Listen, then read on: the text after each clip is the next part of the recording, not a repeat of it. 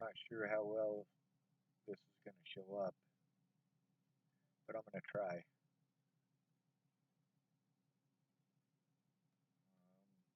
See, that's a bunch of bikers in line at the truck stop. Mongols. They're not Mongolian. This one right here is a picture of two baby deer. You definitely won't be able to see that one. Alright, here's the camper. That is not going to work. We'll see if we can use this to take the glare off. Clothes all over the place, everywhere.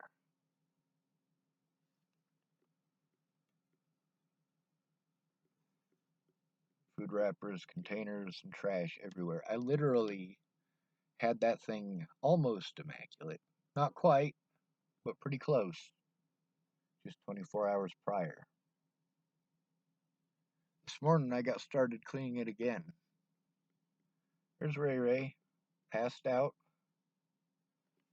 There's a bottle of booze.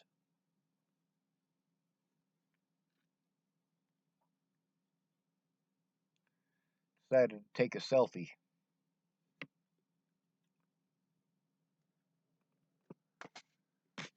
I noticed that girls who crave attention take a lot of selfies. They want to get those likes. Those likes on Facebook are more important than anything else in real life. Those likes on Facebook are more important than your parents, more important than your siblings. They're the most important thing on planet Earth to most. Those likes. There's quite a few foreign women that I know. I noticed that most of them aren't constantly taking selfies. It seems to be an American thing to take 10 a day. You're in love with yourselves. You're taught to be that way. Here in America, where we had soldiers fight and die so we didn't have to be treated like shit by royalty who think that they're entitled to our lives. And we got to deal with 3 to 5 million fucking princesses in our lifetime. That's how many people of the opposite gender that we're likely to encounter in the course of an average human life. That's dependent geographically upon where you live. Here in Rawlins, Wyoming, I don't think it would be between 3 and 5 million if you stayed here your whole life, but most people don't.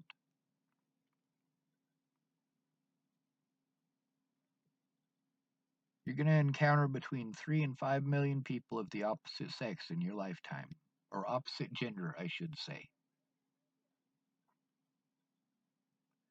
That's quite a few.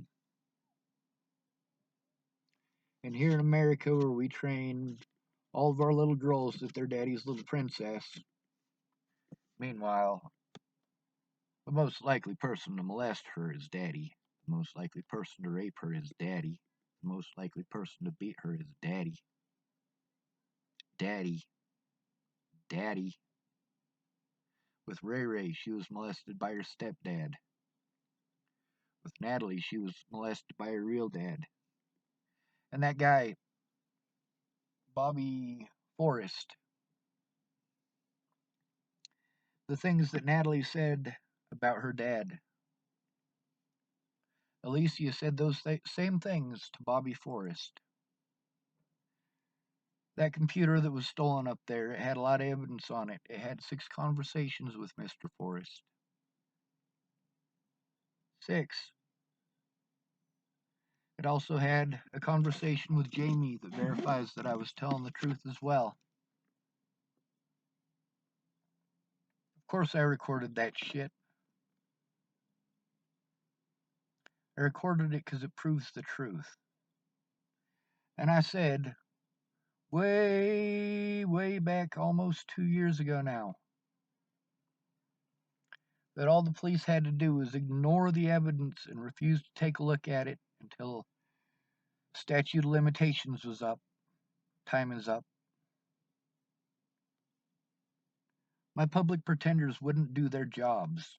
It didn't affect them at all. They didn't lose their jobs. They didn't lose any pay. But I got fucked for sure because they wouldn't do their jobs. You're damn right I'm going to speak out. With Darren O'Connor, I told the truth about him. He accused me of slandering his name.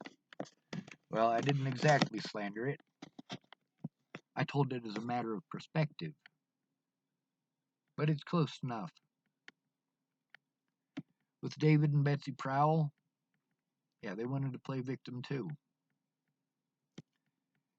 They wanted to slander my name and then ask me, very rudely, might I add, to not slander their name, to keep their names out of my mouth. That's not going to happen.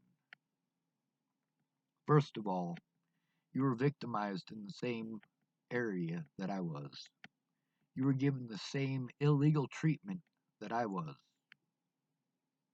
And you slandered my name publicly.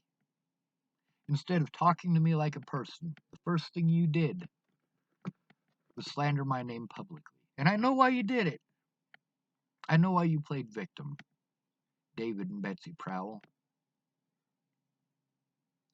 It's because I never got to defend myself against the rumors, and you don't want to associate with somebody who's got to deal with those kind of bullshit. So you had to find an excuse to distance yourself where it's not your fault. Fuck you, David and Betsy.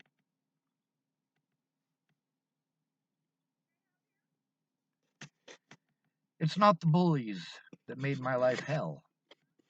It's the fact there was nobody in my corner. I needed a safe environment. An environment where I wasn't victimized, where I could actually sit down and work on that shit. Now, all these people who didn't keep their word to help me make a police report.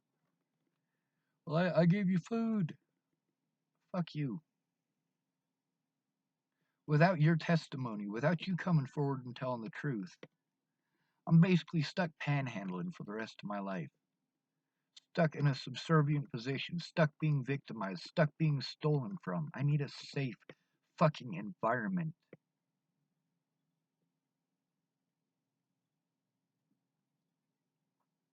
Ken and Leah's was not safe. They stole all my money. I needed help, but nobody cares. They say, oh, Sean, if you come here, I'll help you. I'll help you how you asked. And I get there, and they're like, I don't care. Just do what I tell you to do. Not gonna fucking happen.